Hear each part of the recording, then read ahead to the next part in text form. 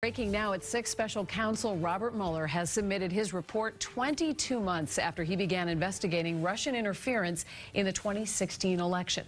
The Associated Press is quoting a source saying Mueller is not recommending any further indictments in the Russia probe. Attorney General William Barr received the report late this afternoon, and he has reportedly told lawmakers he may be able to start giving them details this weekend. The president is in Florida tonight. The White House says he does not know the results. Lawmakers demanding the full contents be made public. Mola Lenghi is live in Washington with the latest. Mola?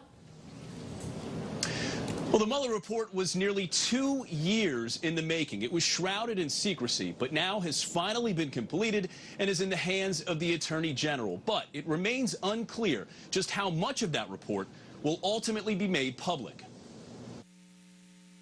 The Mueller report has been delivered to the Attorney General's office. The letter to members of the Senate and House Judiciary Committees says Special Counsel Robert Mueller has concluded his investigation and has submitted a confidential report explaining the decisions he has reached. Deputy Attorney General Rod Rosenstein appointed Mueller in May of 2017. His task? To investigate Russian interference in the 2016 presidential election and possible collusion between Moscow and the Trump campaign. There was no collusion. I didn't need Russians to help me win Iowa. President Trump has repeatedly denied he had any help from the Russians and has consistently attacked the Mueller probe. No collusion, no nothing. Called the phony witch hunt. Phony witch hunt. During the nearly 2-year probe, Mueller has charged 6 of the president's associates with crimes ranging from lying to the FBI to tax evasion. Mueller also indicted 25 Russian nationals on charges related to hacking or disseminating false information. But it could be a while before the public learns of any of the report's details. Attorney General William Barr will send a summary to Congress as soon as this weekend and then decide which parts to reveal. My goal and intent is to get as much information out as I can, consistent with the regulation. The White House also wants to see the report prior to Congress. Tonight, President Trump is at his Mar-a-Lago golf club in Florida, where he's expected to be for the rest of the weekend.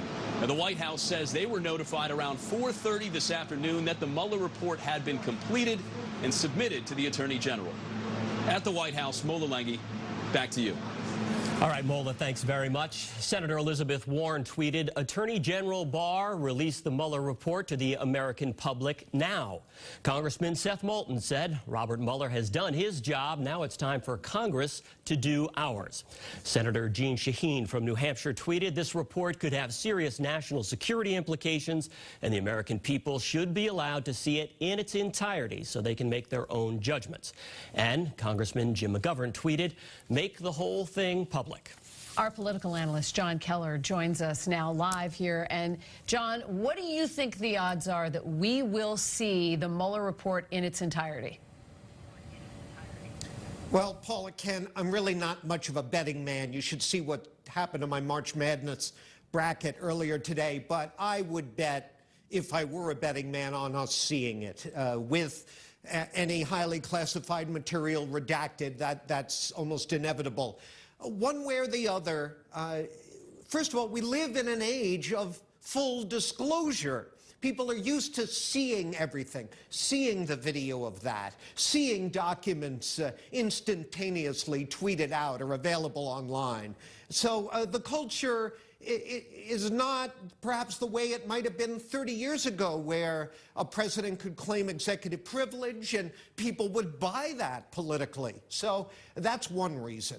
Now, the other thing is, this is Washington, D.C. in 2019. If there's an effort to suppress that document, one way or the other, whether it comes from lawyers who worked on it or people they know, or whether it comes from any one of a number of other sources, or certainly from Congress, this report is going to make it into the public domain. I don't think there's any doubt about it. It might not happen right away. Then again, it might, this being the era of instantaneous access to anything you want to know about. People expect that. John, we are learning now from the Associated Press, they're quoting sources as saying that the Mueller team is asking for no new indictments in this report. If that turns out to be the case, then does this pretty much become damage control from each side? What's in the report and, you know, who looks bad in doing so?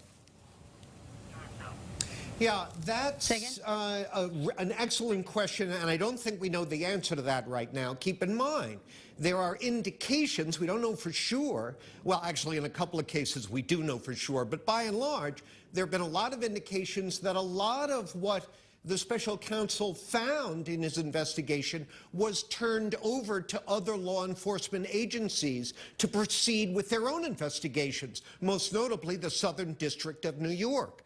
So that, it's entirely possible that there would be further indictments, just not coming from the special counsel. And my understanding also is that that statement is a sort of an immediate formality that is required when the report is submitted. You indicate, no more indictments coming from me.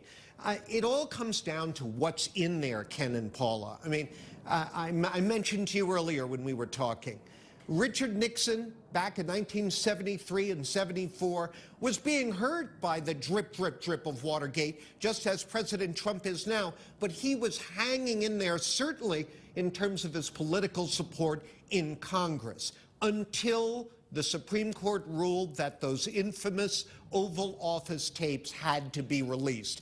And once they were, there was the president's voice ordering the cover-up and breaking the law. And that was all she wrote. Within a matter of days, Nixon resigned from office. Now, what scenario might play out here is anybody's guess, but my point is the content matters. If in the special counsel's raid on Michael Cohen's office, the longtime Trump attorney, they came up with incriminating tapes, or in some other way incriminating tapes come forward, if the president's long-discussed tax returns, which we believe the special counsel has had as part of his probe, if those have incriminating evidence of one kind or another in them, that's going to be problematic.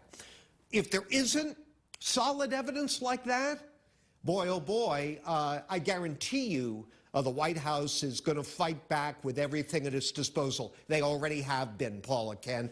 No question. John Keller for us live. John, thank you.